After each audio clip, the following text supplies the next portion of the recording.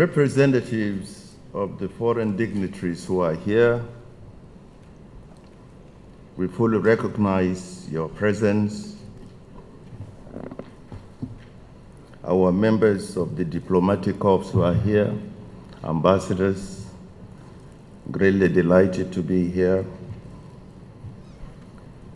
Representatives of the joint operating companies, I can see them, led by their MD,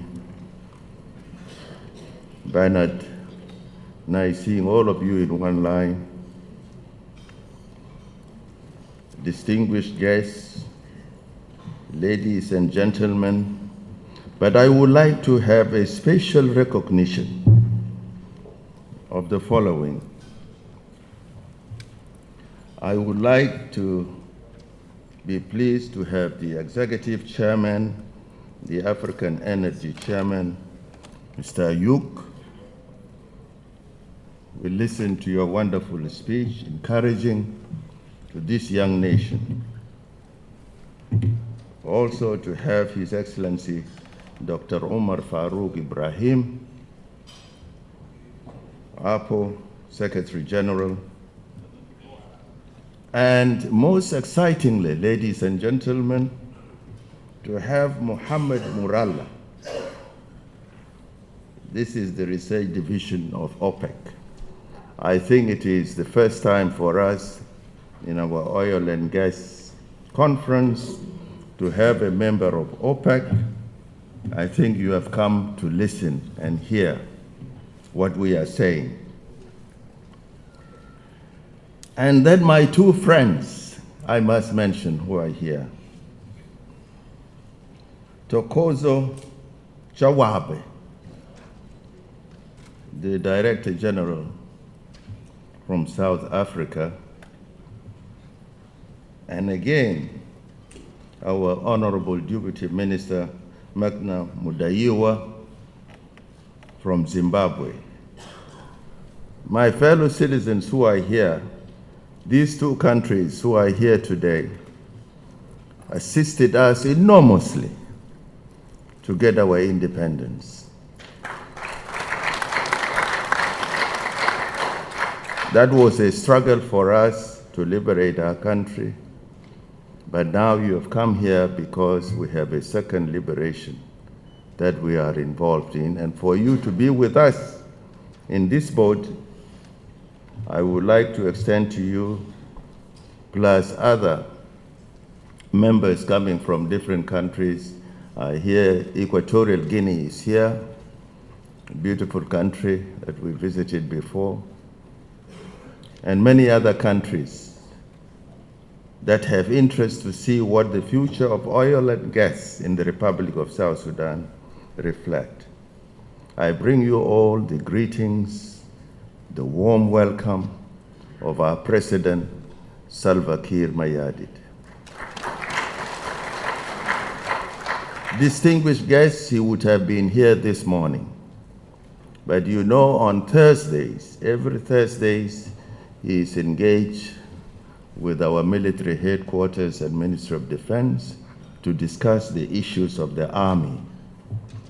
And so he's not even near our places here. He's right up at Bilpam, quite far away, engaged in trying to resolve and see the problems and challenges, and his role as the Commander-in-Chief of the South Sudan People's Defense Forces and the other organized forces of the Republic of South Sudan. We have heard from our wonderful Minister of Petroleum. I would like to express my delight that my colleagues are here. I would like to appreciate the presence of Honorable Martin Abucha, our Minister of Mining. I hope our next conference next year, I hope you will organize one conference to tell us about our enormous mineral potential and resources in this country. And for you to strengthen our Minister of Petroleum is a great thing to have.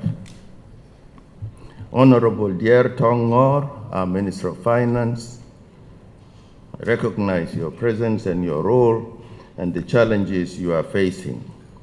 Honorable Peter Marcelo has not come of energy, and more specifically, our host minister, Honorable Port Kwang Chol, the Minister of Petroleum, a dynamic minister, an old man who is doing a good job. Our governor of Western Bahr al-Ghazal, you are warmly welcome. And you see, the presence of these ministers also is an indication that South Sudan is indeed willing to move forward. And what I'm going to share with you this morning is to deliver to you the statement of our president. This is not Minister of Presidential Affairs Barnaba Marial's statement. This is the statement of His Excellency President Salva Kiir Mayardit, because he really wanted to be here in order to be together with you and interact with some of our international guests that have come, and also to share with you what his thoughts are about his country. So I will begin to read. So while I say his words, you must know it is him who is saying these words. Don't look at my picture. It gives me great pleasure to welcome you to the 6th Oil and Power Conference here in Juba under the theme of Engine of East African Growth. This theme deserves broader discussion, and I encourage, to repeat, I encourage the organizers and congratulate them to ensure that all the delegates, the keynote speakers, panelists, and investors have enough time. Mr. Minister is requesting that they should have enough time to dwell on these issues that they will discuss this morning. The stakeholders in this conference need time to explore of how to raise capital to build critical infrastructure that supports energy projects. When you talk of energy and power in South Sudan, it is an engine for the Republic of South Sudan. First of all, we are the youngest nation on earth. Nobody will deny that. We are number 163 of the United Nations. We are number 54, the African Union. And you know, when in UK, when Scotland was having a referendum, they wanted to vote because they wanted to have a state of their own, like South Sudan. So I met after the result, I met the Minister of Foreign Affairs of UK, and I say, you know, congratulations. The result of referendum is that people of Scotland have decided not to become a state of their own. And then he said, what's your interest there? So I said, I'm very happy about it. He said, you are happy? Why? I say, if Scotland had become another state, we were not going to be the youngest nation on earth. So, Your Excellencies, when we talk about oil and energy, this is because this resource is to open up the resources, the enormous resources that the Republic of South Sudan has. We need this country.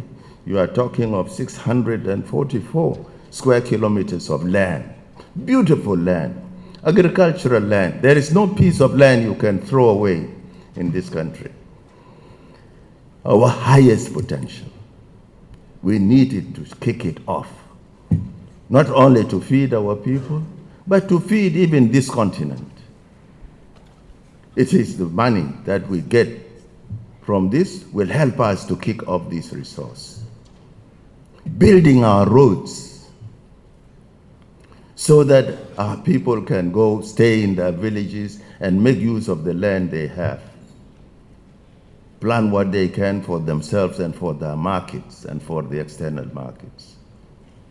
So when you talk about energy, oil and energy in South Sudan, it is the key for development. So our need, our use of oil resource is a very important thing. You need to build our roads, like our minister was saying before. Our population, say 14, 15 million in this country. We need our children to have schools, decent schools to go to. We need to have hospitals, like Port Kang was saying. Very strong mother, his mother, definitely. I am so pleased you were talking about giving equal opportunities to women, because during the war, your mother was running, and in fact, she managed to give birth to you. You are alive, you should be lucky. That's why they call you Port. We need resources to have our hospitals, to have our roads. So this, when we talk about energy, it is the only, as he said by the Minister of Finance, 85% of financial needs of this country are from oil. So it is an opener. And that's why we really need a friend from OPEC, that when South Sudan, how much oil are we getting now? Less than a quarter of what we can get out. Less than a quarter. So the need and the use for oil in this country is just like an emergency situation.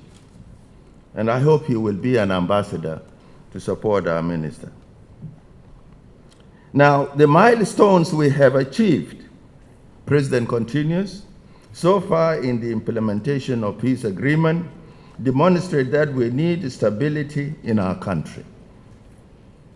These milestones have already led to a relatively stable and peaceful environment. There are exceptions of intercommunal fighting that are currently being managed by local communities and state governments. Further, some key reforms outlined in the revitalized peace agreement are being undertaken by various institutions, like our communal violence. There are things needed. Development is required in order to reduce. You know, some of our community, when you talk about the Murles and the Nuers and the Dinkas fighting, or the Taposa and others, this has been there since 1898, when the British were here. They stayed 56 years. They couldn't resolve it. Sudan became independent for another 56 years. They couldn't resolve it. The self-government of the South came for so many years, 17 years or so. They couldn't resolve it. We are now just 10 years above a bit. We are struggling with it. But the only thing that can resolve it is if we educate our children, if we develop our resources, if we engage our population. And this goes that the key we have now is oil and energy that will give us our own resources, that will make us decide to develop our country. So the revitalized peace agreement are being undertaken by various institutions. This is important. For example, reforms such as the formation of the Public Financial Management Oversight Committee. And this financial committee, as the Minister of Finance was talking about it, is actually supported by Troika, which is UK, United States, and Norway. European Union, our ambassador is here. Thank you for being here. African Union, IGAD, and many others. have been going on for a while now. Now, this same process is always supported by international financial institutions that have come here, the International Monetary Fund, the World Bank, and the African Union, and the African Development Bank. At present, key milestones have been implemented. We must admit, yes, people say, we are not implementing the peace agreement. No, we are. Peace agreement is not easy to implement overnight. With the CPA, did we solve the problem of BA? We are still hanging with it. So at present, key milestones have been implemented. We have a functioning executive. We have a legislature, Council of State and Parliament, which are working very robustly. We have a judicial system. These form the elements of a good governance, and they have to be given the capacity and the time to grow. In addition, in the case of the security arrangements, already trained and graduated nearly 53,000 troops. Tell me where in Africa where you can train at one time 50,000 troops.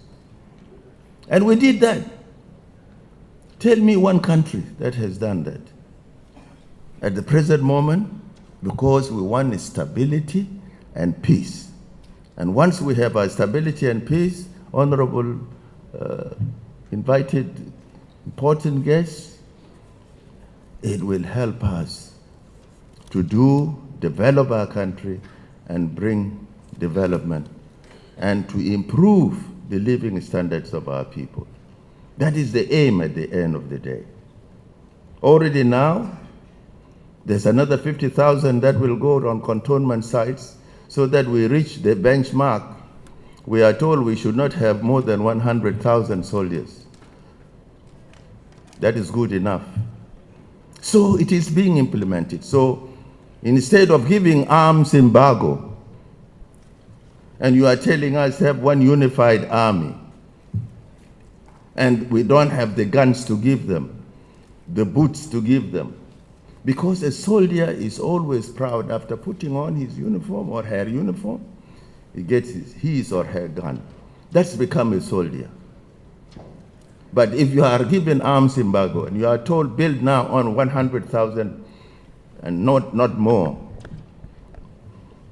and we know some countries how many they have. Your Excellencies, ambassadors, I haven't named any of your countries. You can. So we are asking, please lift the sanctions. I know Port says that we cannot talk politics, but if we can't talk politics, how will we have a country and sell your oil, my friend? You see. So that's why we are asking friends who have come here, our fellow ambassadors, most of them very friendly with us, with the Republic of South Sudan. Arms embargo is really an obstacle to a lot of things. Targeted sanctions are harming the future of this country. And the fact that the peace is being implemented is a reality. Let us see how long it will take the peace in Ukraine to be implemented when they sign. Then you can compare us. Distinguished guests, ladies and gentlemen, when it comes to laws governing investment, our investment laws are comparably, if not the best in the region. And I can bet. You try and look at those laws, our investment laws. They are a win-win laws for the investor and the government. So you have a fair ground for your investment in this country. Peace is holding, stability is coming. We have enormous resources that will take you off when you get involvement. These things are there. It's not fantasy, it's reality. And that's why they call our country the Virgin Territory of Africa. The Virgin Territory of Africa. We have resources which have not yet been exploited. I know in this room there are too many men, as he was saying. You won't understand the word virgin anyway. But the virgin territory in Africa, it means this country has resources, untouched resources. And that's why our government is working for peace and stability, to bring in investment so that with our friends, we can work together to develop these resources for the benefit of our people, so that we can give and improve the living standards of our people. As our delegate from South Africa is saying, our women are going, carrying water on their heads, getting firewoods from very difficult forests in order just to prepare a meal for the family. And we have the riches, we have the resources that we can be in a better position. So support the policies of energy, of oil and energy in the Republic of South Sudan, so that we reach our potential to get the enough resources that can make us develop in all the fields we have. Now, these investment laws, they offer incentives to investors in health, education, tourism, hospitality, agriculture, security, services, and even very favorable tax rules that are enshrined in them. In order to facilitate investment, the government has embarked on an interstate infrastructural development by initiating constructions of roads linking production centers to our major towns. We have 14,000 kilometers of roads to be developed, including interroads and including highways. If we were to develop this, and we need money to do that, and oil is helping us do that. As you know, a portion of our oil now is being used in trying to build some of our highways, so that we reach the hinterland where the resources are, so that our people can move and make use of their land. All this, the resources of South Sudan. The government has also formed the National Constitutional Review Amendment Committee, the NCAC, in order to review the laws so as to implement the amendment of our transitional constitution. This is to ensure an effective rule of law in order to prepare an environment which is good for our democratic elections. So while we are implementing our peace agreement, we know where we are going. We are going, at the end of the day, we will have our elections. All these people you see here, our citizens, will choose their leaders. And they will reject those leaders they want to reject. We will have that option. So please be with us. Don't punish us with a carrot stick. Be with us together, shoulder to shoulder, so that we can move in this direction of peace, so that we can implement the agreement peacefully. Yes, there will be delays here and there, because in any agreement, there are silent parts of the agreement that were not discussed between the different parties. And it takes time to review them and discuss them in order to get a solution which is amicable to all. Because at the end of the day, we are going to have elections.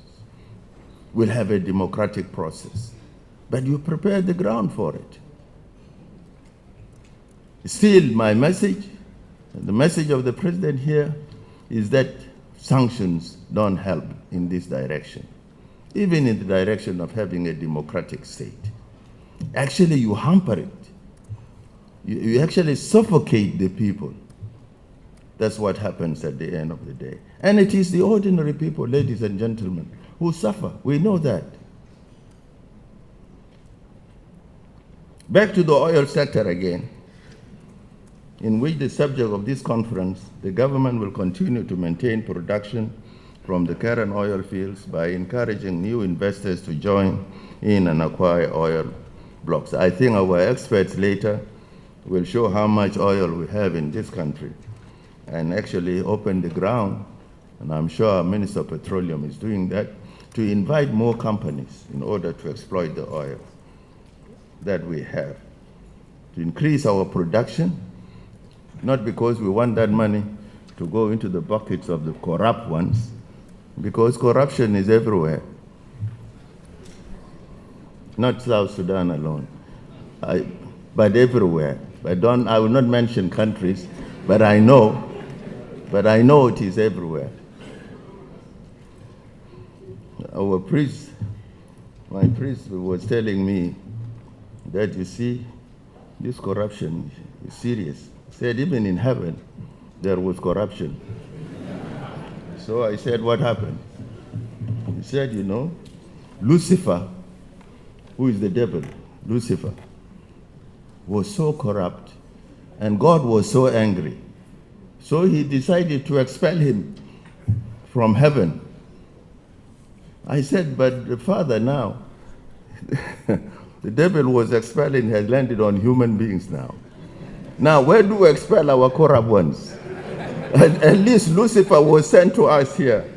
So really the issue of corruption, ladies and gentlemen, we can only resolve it by having good laws, good police, so that those who are corrupt, they are taken care of legally. Because you are not guilty until you are proven that you are guilty.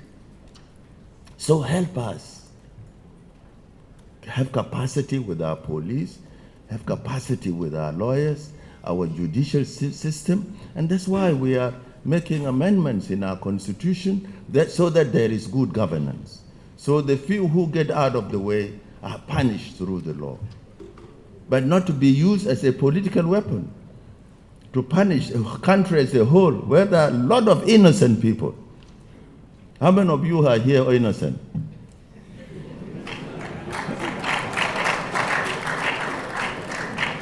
Anyway, I don't need you to show your hands, but so corruption, you see, is invisible.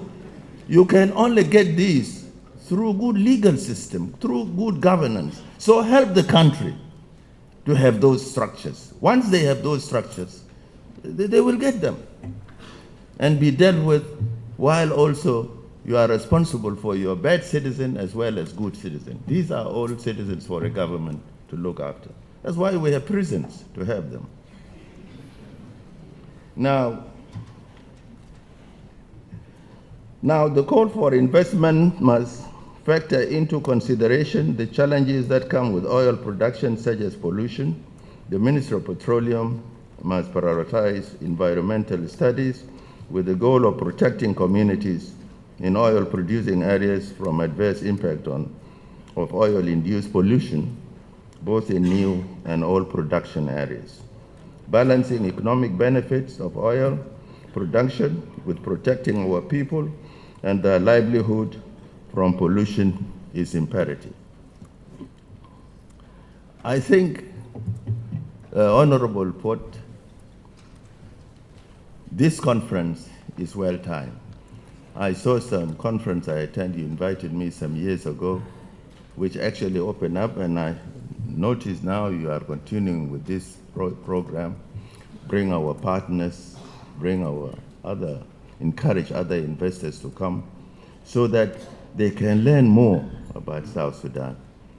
As you said, the minister was telling me that he had invited a lot of very important American companies. They should have been here, and they had accepted to come. But when the situation in the Sudan happened, everybody said, no, it was not safe.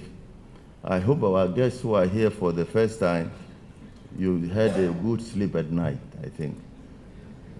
I think your sleep was never disturbed. Because you go to Ukraine, whether you'll sleep. That's where the war is. These are things that we would like peace and stability, which the government is building, will make it possible for conferences like this to invite international partners, regional partners, to come over and help build our country. The President says, I wish you all the best in your discussion as you explore the theme of South Sudan as the engine of East African growth. We are really engine of growth because we start with our own growth. By exploiting this oil, we start with our own growth, build our roads, our hospitals, and all that for the benefit of the region and our own citizens. So the President has welcomed you all to this wonderful, beautiful country, the young nation of the world, the virgin territory of Africa, a welcoming country. And before I conclude, there was the issue of the Sudan. Yes, the issue of the Sudan concerns all of us in South Sudan. That's why our president was engaged and is continually engaged in talking to the political leaders in Khartoum. He's talking both to Burhan and talking also to Imeti that, look, you used to come here every time to Juba. You remember, Burhan came how many times here? Imeti came how many times here? Do you know what they were telling our leaders, political leaders?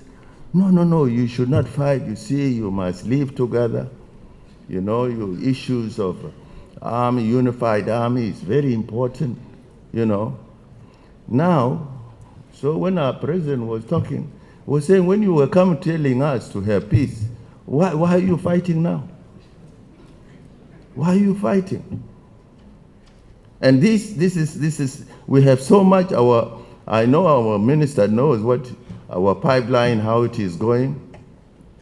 It goes through the Sudan, that carries 85% of our financial resources. So the issue of Sudan is in our heart. That's why we say,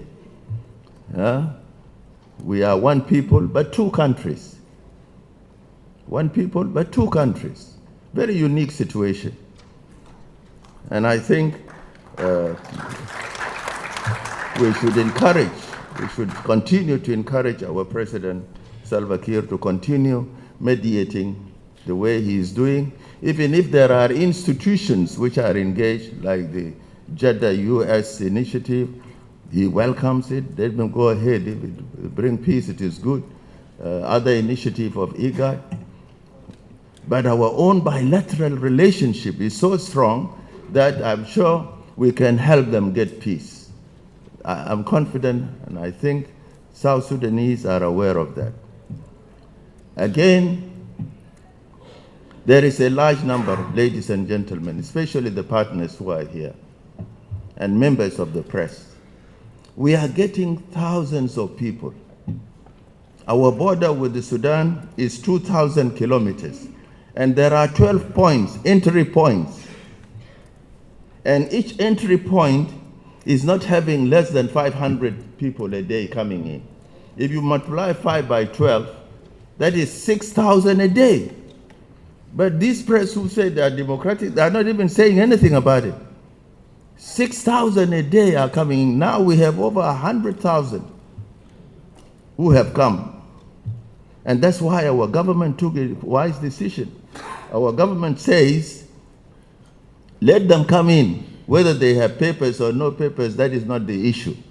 Because they are running away from a danger. Now, you tell me one country in the world here that allows people to get into their country without papers. If you tell me one, I'll give you one South Sudanese pound. Tell me which country. It's South Sudan today.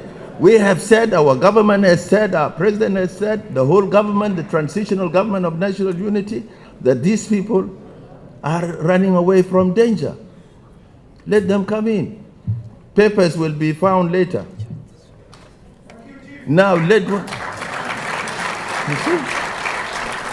So, because that is living as a neighbor. You don't choose your neighbors, do you?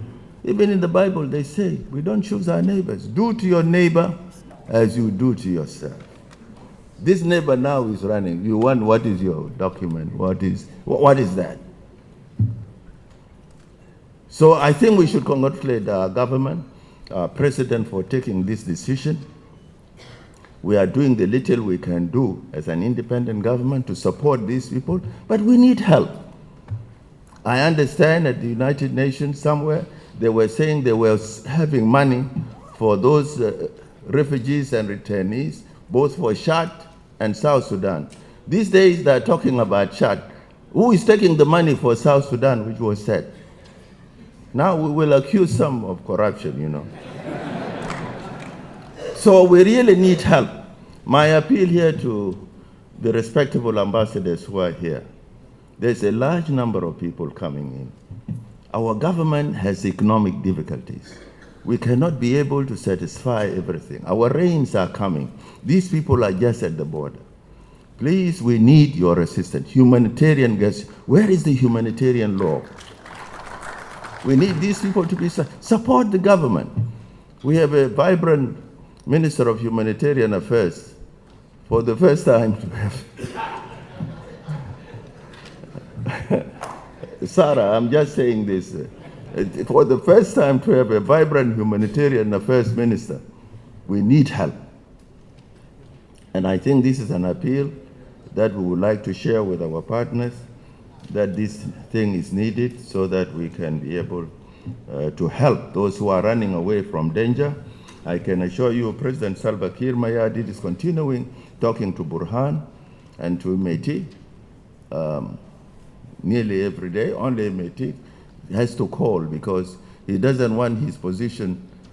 If he uses a telephone, he might be hit, so he calls when he's ready. You can see the technology.